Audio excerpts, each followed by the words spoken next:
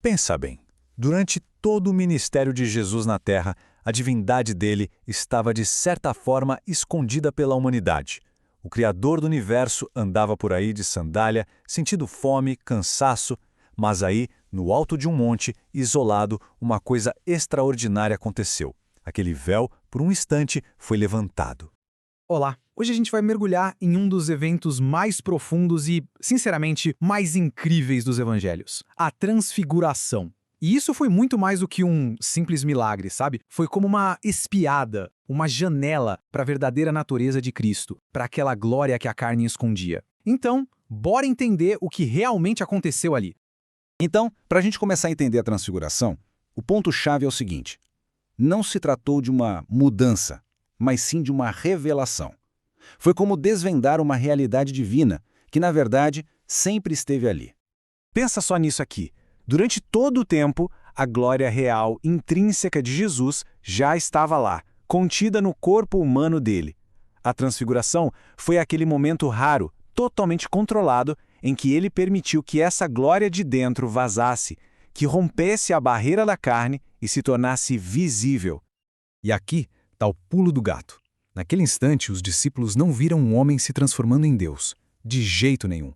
Eles viram o Deus que se fez homem, o Verbo eterno, finalmente revelando a sua majestade. É por isso que dizem que foi o dia em que o sol da meia-noite brilhou no topo daquela montanha. Que imagem, hein?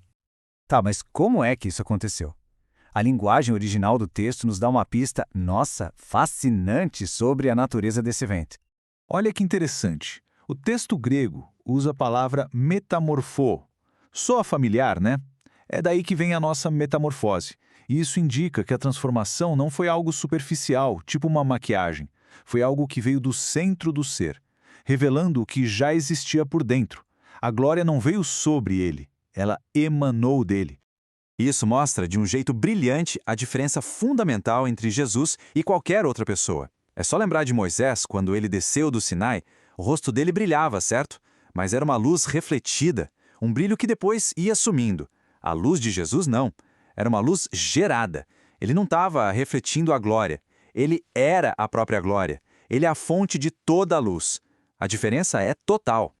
Vamos em frente, porque o negócio fica ainda mais profundo quando a gente olha para quem apareceu lá ao lado de Jesus. Isso conecta toda a narrativa da Bíblia.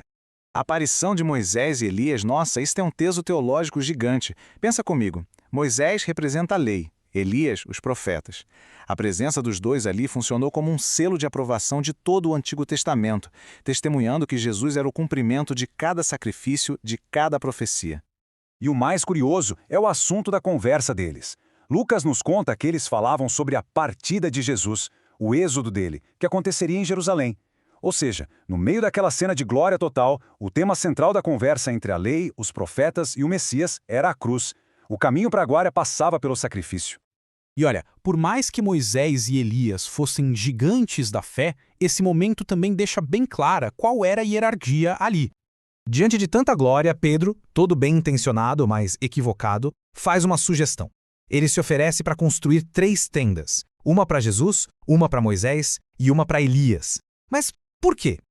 O erro de Pedro foi o de nivelar as coisas. Ele colocou o Criador no mesmo patamar das criaturas. Ao sugerir 3 tendas iguais, ele, sem querer, botou Jesus na mesma categoria que Moisés e Elias.